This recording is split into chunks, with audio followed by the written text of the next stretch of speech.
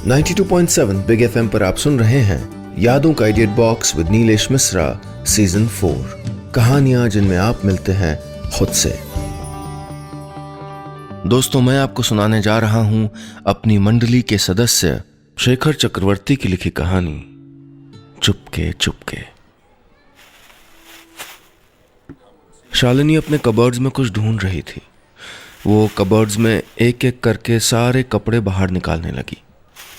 इस घर में कोई चीज वक्त पे नहीं मिलती है, शालिनी खुद से बड़बड़ा रही थी। कहाँ रख दी मैंने? मम्मी को भी कितनी बार कहा है मेरी चीजों को हाथ मत लगाया करो, पर नहीं, उन्हें तो मेरा कमरा साफ ही रखना है। शालिनी झुंझलाते हुए अपने कमरे से बाहर आई और ड्राइंग रूम में टीवी देख रही अपनी माँ से कहा, मम्मी मेरा पीला वाला लहंगा कहाँ है?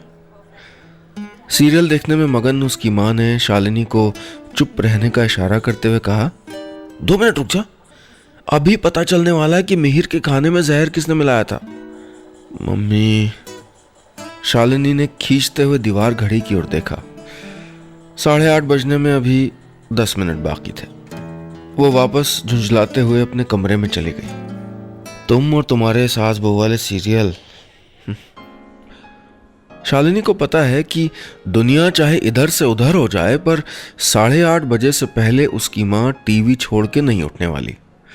शाम 7 से 8:30 इन 1.5 घंटों में वो 3 सीरियल बैक टू बैक देखती हैं। 10 मिनट बाद शालिनी की माँ शालिनी के कमरे में आई। बेचारा मिहिर, आज भी नहीं दिखाया किसने जहर मिलाया था उसके खाने में। अरे मम्मी, तुम्हें उस मिहिर की पड़ी है। इधर 3 घंटे में मुझको निकलना है और अभी तक कुछ पैकिंग नहीं हुई है। मेरा पीला वाला लहंगा कहाँ है? शालिनी अपने कॉलेज के दिनों की सहेली रश्मि की शादी अटेंड करने 3 दिन के लिए मसूरी जा रही है। क्यों? मैंने कहा था आज ऑफिस जाने के लिए, शालिनी की माँ ने कहा। एक दिन छुट्टी नहीं ले सकती थी? शालिनी की माँ ने बेड के नीचे से एक बैग निकालते हुए कहा, तेरा पीला वाला लहंगा और बाकी सारी चीजें जो तूने मुझसे रखने के लिए कही थी, वो सब मैंने इस बैग में रख दिया। काले रंग के उस ट्रॉली बैग को खोलते ही शालिनी को अपना लहंगा दिख गया। उसने एक राहत की सांस ली। Thank you mummy. पर तभी शालिनी ने गौर किया कि बैग में जरूरत से काफी ज्यादा ऊनी कपड़े हैं। इतने सारे ऊनी कपड़े, और ये क्या है? मफलर? मम्मी, मैं वहां शादी में जा रही हूं। हाँ बेटा, पर वहां सर्दी भी तो कितनी होगी। और इसमें क्या है? शालिनी प्लास्टिक के एक पैकेट को खोल के देखने लगी। इतनी सारी दवाई? मम्मी, अरे तबीयत खराब हो गई तो? अकेले इतनी दूर जा रही है? शालिनी को पता है कि बातों में वो अपनी मां से कभी नहीं जीत सकती है। तभी शालिनी का मोबाइल बजने लगा। कॉल रश्मि ने किया था। शालिनी के फोन उठाते ही रश्मि ने कहा, सुन, कल देहरादून स्टेशन के बाहर गाड़ी खड़ी रहेगी, कुछ प्रॉब्लम हो तो मुझको कॉल कर देना। डोंट वरी, शालिनी ने कहा। अच्छा सुन, पल्लवी, कविता, प्रिया सब आ रहे हैं ना? हाँ हाँ, सब आ रहे हैं, रश्मि ने कहा। पर रश्मि जानबूझ के शालिनी से एक बात छुपा गई कि उसकी शादी में निखिल भी आ रहा है। वही निखिल जिसको कॉलेज के दिनों में शालिनी मन ही मन चाहती थी।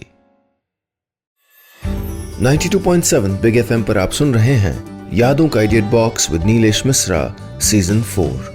कहानियां जिनमें आप मिलते हैं खुद से। दोस्तों, मैं आपको सुना रहा हूं अपनी मंडली के सदस्य शेखर चक्रवर्ती की लिखी कहानी चुपके चुपके।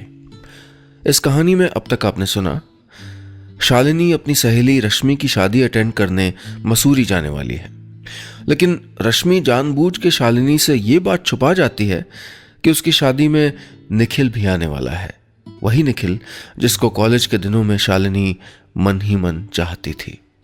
अब आगे। घर से निकलने से पहले शालिनी अपने पर्स में cash, ATM card, mobile charger, ticket सब चेक कर रही थी।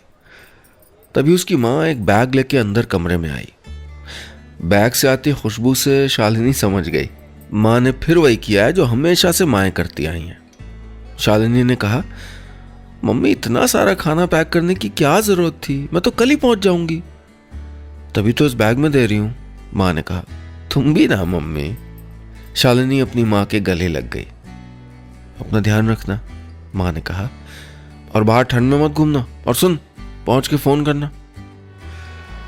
अगले दिन देहरादून स्टेशन पर जब शालिनी ट्रेन से उतरी तो बाहर काफी ठंड थी, लेकिन कई सालों से मुंबई में रह रही शालिनी को यह सर्दी अच्छी लग रही थी। वो अपना ट्रॉली बैग लेके प्लेटफॉर्म से बाहर निकलने लगी कि तभी शालिनी का मोबाइल बज उठा। फोन रश्मि के ड्राइवर ने किया था।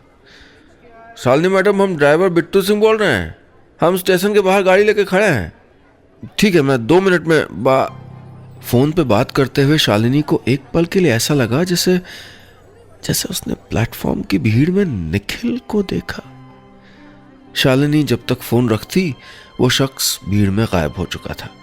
उसने मन ही मन कहा, नहीं, वो निखिल नहीं, कोई और था, और वैसे भी रश्मि मुझसे क्यों छुपाएगी। स्टेशन से बाहर निकलते ही शालिनी को ड्राइवर बिट्टू सिंह मिल गया। शालिनी ड्राइवर के पीछे पीछे पार्किंग की तरफ बढ़ने लगी।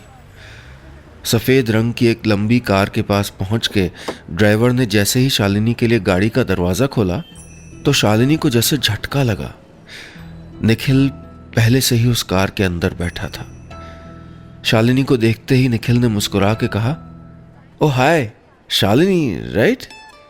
शालिनी ने मन ही मन कहा, अच्छा बच्चू, नाम भी याद नहीं आ रहा तुम्हें। शालिनी भी निखिल का नाम भूल गई हो ऐसी एक्टिंग करते हुए बोली, हाय, तुम? निखिल सबरवाल, निखिल ने कहा। क्या यार, तुम तो मेरा नाम भी भूल गई। निखिल की आंखों में एम्बैरेसमेंट देख के शालिनी को काफी अच्छा लगा। उसने मुस्कुरा के कहा, सॉरी, वो साल भी तो कितने हो गए, और कैसे हो तुम? ठीक हूं, निखिल ने धीरे से कहा। शालिनी मन ही मन मुस्कुराते हुए कार में बैठी और उसने जानबूझ के अपना साइड बैग सीट के बीच में रख दिया। बड़ा हीरो समझता है अपने आप को, हाँ? मैडम, ये बैग पीछे डिक्की में रख दूं? ड्राइवर ने पूछा तो शालिनी बोली, नहीं ठीक है, आप चलिए।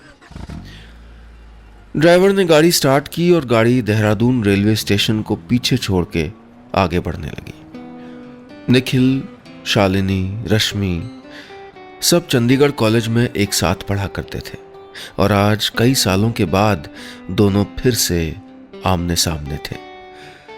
निखिल के चेहरे को देख के शालिनी ने मन ही मन कहा, कॉलेज में तो बड़ा हीरो बना फिरता था, अब देखो कैसी शक्ल हो गई। फिर शालिनी खुद को कार के रियर व्यू में देखने लगी और अपने बैग से लिप बाम निकाल के अपने होठों पे लगाते हुए मन ही मन बोली, जरूर निखिल अभी मुझको घूर रहा होगा। शालिनी ने पलट के देखा तो उसके ख्यालों के विपरीत निखिल अपने मोबाइल में कुछ टाइप कर रहा था। निखिल को अपने मोबाइल में खोए देख के शालिनी को पता नहीं क्यों पर उस पर गुस्सा आने लगा। वो भी अपना मुंह घुमा के खिड़की के बाहर देखने लगी। 92.7 बिग एफएम पर आप सुन रहे हैं यादों का edit box with Nilesh Mishra season 4, कहानियां जिनमें आप मिलते हैं खुद से। दोस्तों, मैं आपको सुना रहा हूं अपनी मंडली के सदस्य शेखर चक्रवर्ती की लिखी कहानी चुपके चुपके। इस कहानी में अब तक आपने सुना, शालिनी अपनी सहेली रश्मि की शादी अटेंड करने मसूरी जा रही है, लेकिन शालिनी को यह बात नहीं पता कि निखिल भी शादी में आ रहा है। ये वही निखिल है जिसको कभी शालिनी मन ही मन चाहती थी। लेकिन देहरादून स्टेशन पे उतरते ही शालिनी और निखिल एक दूसरे से टकरा जाते हैं। शालिनी उसको ठीक से पहचान न पाने का नाटक करती है। अब आगे। कार अब देहरादून वैली की समतल सड़कों को पीछे छोड़कर घुमावदार पहाड़ी रास्तों पर बढ़ रही थी। इधर कार के अंदर बैठे शालिनी और निखिल में से किसी ने अब तक बातचीत की पहल नहीं की थी। शालिनी खिड़की से बाहर देख रही थी और वहीं निखिल अब भी अपने मोबाइल पे कुछ टाइप किए जा रहा था। शालिनी खिड़की से बाहर देखते हुए मन ही मन बोली, मैं क्यों बात शुरू करूं? करना तो वो करे, वैसे भी आई एम नॉट इंटरेस्टेड। तभी निखिल अपने मोबाइल को पॉकेट में रख के बोला, सॉरी, वो एक अर्जेंट मेल था। और शालिनी, तुम तो आजकल मुंबई में हो ना? निखिल ने जैसे ही बात शुरू की, शालिनी को जैसे जीत का एहसास हुआ। वो मन ही मन मुस्कुराई, दैट्स बेटर। फिर शालिनी ने निखिल से कहा, हाँ, मैं 3 साल से मुंबई में। शालिनी ने इतना कहा ही था कि निखिल का मोबाइल बजने लगा। निखिल ने शालिनी को रुकने का इशारा करते हुए फोन रिसीव किया। ओ हाय, बहुत दिन बाद, निखिल ने फोन पे कहा। नहीं, मैं बिल्कुल ठीक हूँ। हाँ, वो एक फ्रेंड की शादी में जा रहा हूँ।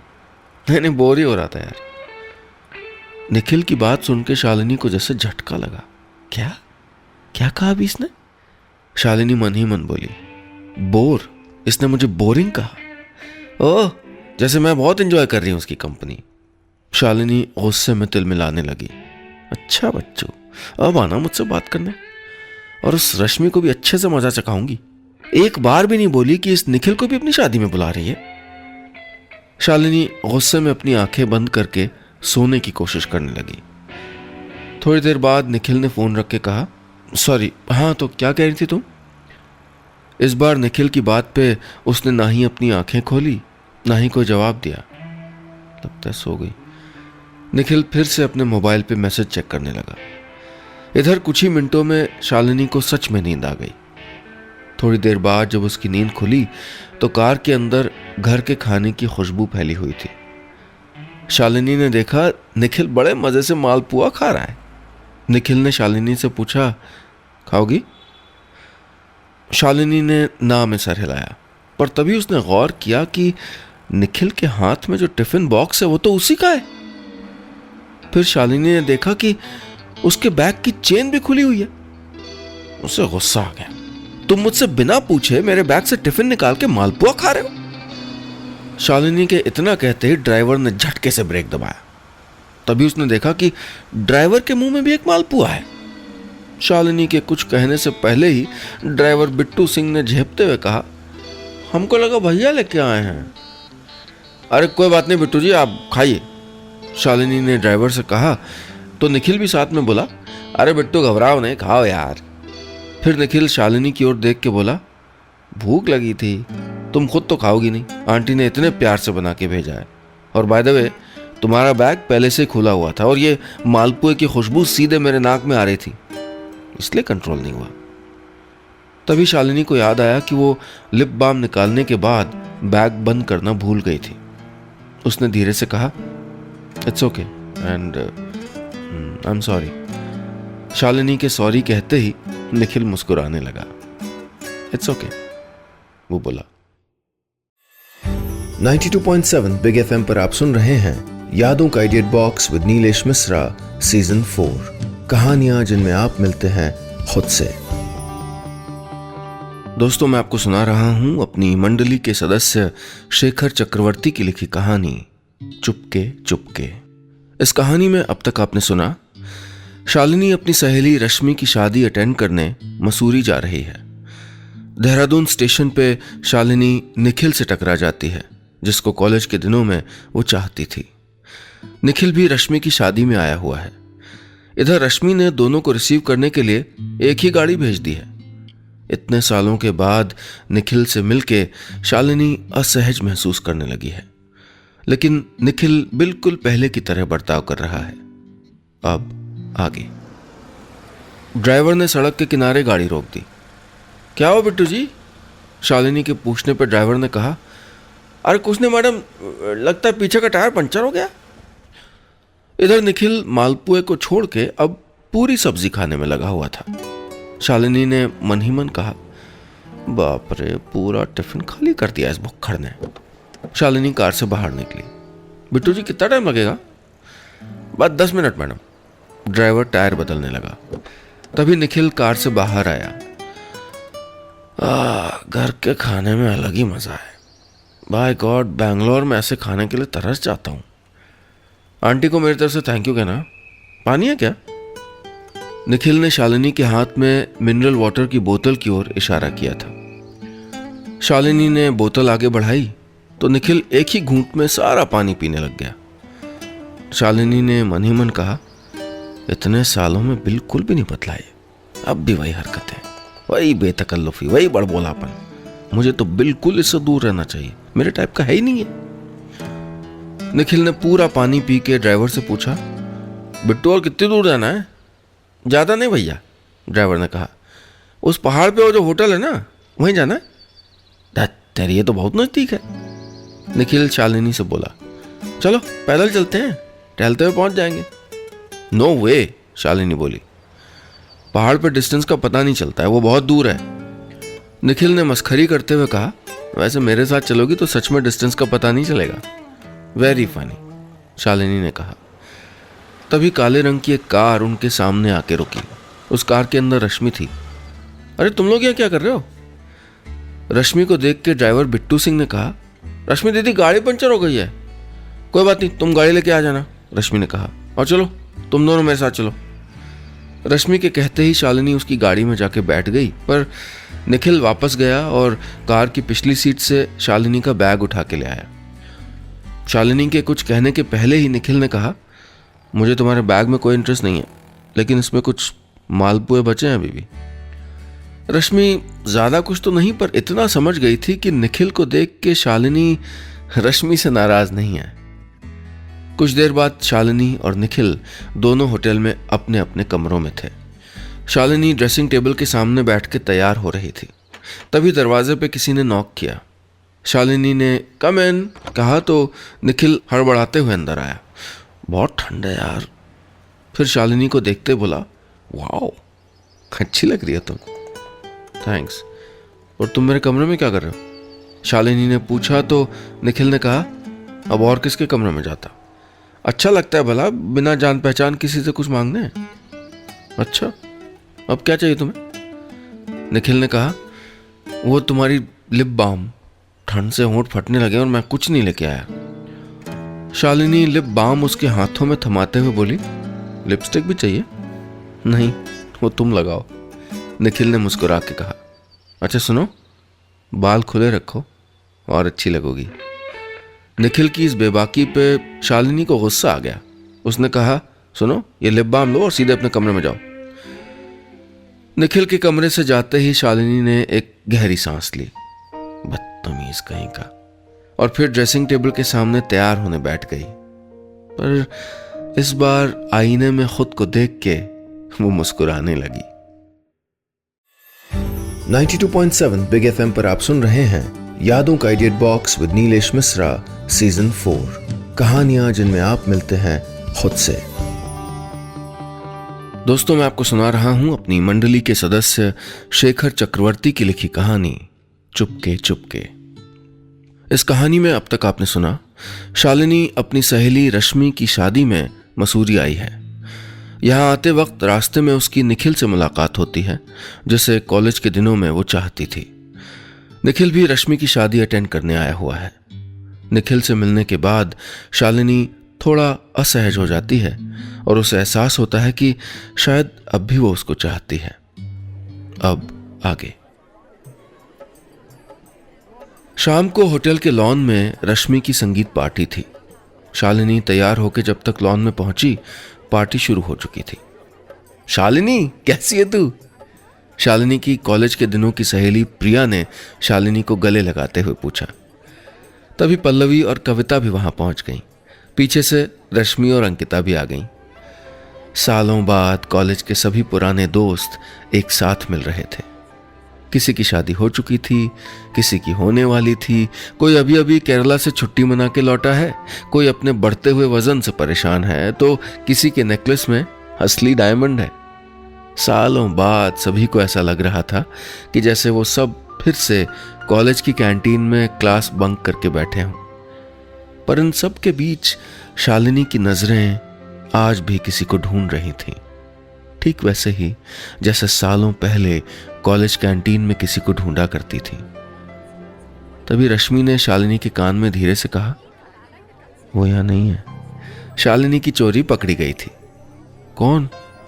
शालिनी को अनजान बनते देख रश्मि मुस्कुराने लगी। कॉलेज में भी रश्मि शालिनी के मन के चोर को पकड़ लेती थी। रश्मि को मुस्कुराते देख शालिनी शर्माने लगी। जैसा तू सोच रही है वैसा कुछ भी नहीं है। अरे वो कॉलेज के दिन थे, अब वो बात पुरानी हो चुकी है। रश्मि को फिर भी मुस्कुराते देख शालिनी ने चिढ़ते हुए कहा, तू इतना क्यों मुस्कुरा रही है? कहा ना ऐसा कुछ नहीं है। हाँ बाबा, मैं कहाँ कह रही हूँ कुछ है, रश्मि ने कहा। वैसे थोड़ी देर पहले पल्लवी बता रही थी कि आज दोपहर शायद उसने निखिल को तेरे कमरे से निकलते देखा? रश्मि की बात सुन के शालिनी घबरा गई। अरे वो लिप बाम लेने आया था, उसके होंठ फट गए थे। इट्स ओके, रश्मि ने मस्खरी करते हुए कहा।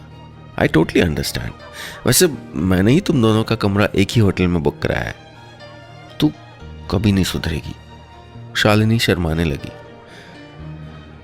थोड़ी देर बाद निखिल रश्मि के भाई के साथ पार्टी में आया। निखिल को देख के शालिनी घबराने लगी। उसने मन ही मन कहा, अभी सबके सामने आके कहेगा खुले बालों में सुंदर लग रही हो। शालिनी जानबूझ के अपनी सहेलियों की नजरों से बचते हुए थोड़ी दूर जाके कुल्फी फालूदा के स्टॉल के पास जाके खड़ी हो गई। यहाँ ठीक है, यहाँ कोई नहीं सुनेगा, शालिनी ने मन ही मन कहा और फिर अपने पर्स से एक छोटा सा आईना निकाल के खुद को देखते हुए बोली, वैसे अच्छी लग रही। तभी कुल्फी स्टॉल के पीछे खड़े वेटर ने पूछा, मैडम कुल्फी? नहीं थैंक यू, शालिनी ने कहा। और फिर शालिनी की आंखें भीड़ में निखिल को खोजने लगीं। कहाँ गया? अभी तो यहीं खड़ा था। वो रहा। उफ, मैं यहाँ हूं और वो कविता के हस्बैंड के साथ बातें कर रहा है। बेवकूफ कहीं का। शालिनी को अकेले अपने आप में बड़बड़ाते देख रश्मि की माँ ने पूछा, अरे शालिनी तू यहाँ अकेले क्यों खड़ी है? वो कुल्फी लेने आई थी, शालिनी ने हड़बड़ा के कहा। भैया कुल्फी देना। रश्मि की माँ वहां से चली गई। शालिनी की कुल्फी भी खत्म हो गई, पर निखिल अब भी दोस्तों के साथ बातें करने में लगा हुआ था। शालिनी को अब गुस्सा आने लगा था। उसने वेटर से फिर से कहा, भैया एक और कुल्फी देना, बड़ी वाली। 92.7 बिग एफएम पर आप सुन रहे हैं यादों का idiot box with Nilesh Mishra season 4, कहानियां जिनमें आप मिलते हैं खुद से। दोस्तों, मैं आपको सुना रहा हूं अपनी मंडली के सदस्य शेखर चक्रवर्ती की लिखी कहानी चुपके चुपके। इस कहानी में अब तक आपने सुना, शालिनी अपनी सहेली रश्मि की शादी में मसूरी आई है। यहां पे उसकी मुलाकात निखिल से होती है। निखिल को वो कॉलेज के दिनों में चाहती थी। निखिल से मिलने के बाद शालिनी थोड़ी असहज हो जाती है, लेकिन फिर उसको ऐसा लगता है कि अब भी उन दोनों के बीच कुछ है। लेकिन जब पार्टी में निखिल शालिनी को अवॉइड करता है तो शालिनी नाराज हो जाती है। अब आगे। अगले दिन सुबह शालिनी की नींद काफी देर से टूटी। उसने घड़ी देखी तो सुबह नहीं, लगभग दोपहर हो चुकी थी। वो उठ के अपने बिस्तर पर बैठी तो उसको अपना सर काफी भारी लगने लगा। गले में दर्द भी था और पूरे बदन में हरारत। शालिनी समझ गई कि कल रात की कुल्फी अपना असर दिखा रही है। उसको तभी अपनी माँ की कही बात याद आई, अकेले इतनी दूर जा रही है, कहीं तबीयत खराब हो गई तो। शालिनी अपनी माँ की बातों को याद करके मुस्कुराई और फिर अपने बैग से दवाई का पैकेट निकालते हुए उनको फोन लगाने लगी। उधर फोन लगाते ही माँ ने कहा, अभी तुझे ही याद कर रही थी, कैसी है तू? तबीयत ठीक है ना? हाँ मम्मी मैं ठीक हूँ, तुम कैसी हो? शालिनी ने कहा तो उसकी माँ ने कहा, पता है शालिनी, मिहिर को खुद उसकी पत्नी ने जहर दिया था। माँ की बात सुन के शालिनी को हंसी आ गई और फिर वो खांसने लगी। अरे तुझे तो खांसी है, माँ ने कहा। जरूर बाहर ठंड में घूमी होगी, कहा था ना मफलर लगाने को, पर मेरी सुनता कौन है? मम्मी मैं ठीक हूं, बस थोड़ी खांसी है, अभी दवाई लूंगी, ठीक हो जाऊंगी। शालिनी के इतना कहते ही दरवाजे पे किसी ने नॉक किया। मम्मी को आया, अभी मैं रखती हूँ। शालिनी फोन रख के दरवाजे की तरफ बढ़ने लगी। जरूर निखिल होगा, सॉरी बोलने आया होगा अब। तभी उस तरफ से आवाज आई, रूम सर्विस मैडम। शालिनी खुद पे झुंझला उठी, बाद में आना। उसके कहने के बावजूद भी उस आदमी ने फिर से दरवाजे पे नॉक किया।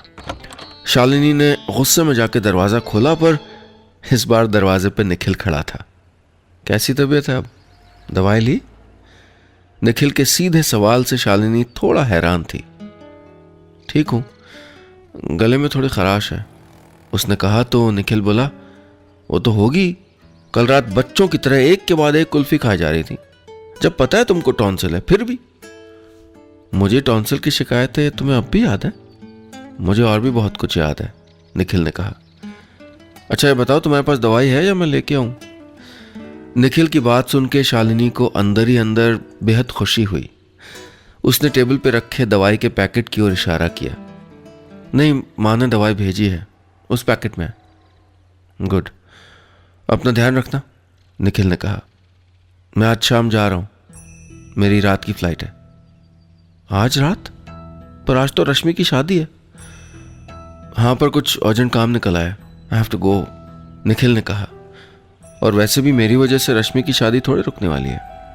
निखिल मुस्कुराने लगा, पर शालिनी चुप थी, वो कुछ नहीं बोली। फिर निखिल ने कहा, वैसे अगले हफ्ते मैं काम के सिलसिले में मुंबई आने वाला हूं, और फिर मेरी पोस्टिंग भी मुंबई में होने वाली है। सो अगर चाहो तो हम लोग वहां मिल सकते हैं। वैसे कोई जबरदस्ती नहीं है। I know you hate me. Nikhil की मुंबई आने की बात सुन के शालिनी का चेहरा खिल उठा। उसने कहा, ऑफ कोर्स मिलूंगी, and yes you right, I hate you. बस इतनी सी थी ये कहानी। और दोस्तों, कहीं जाइएगा नहीं, क्योंकि कहानियों का सिलसिला अभी जारी रहेगा। कुछ ही देर में लौटूंगा एक ऐसी कहानी लेके जिसको पूरा करने का मौका मिलेगा आपको।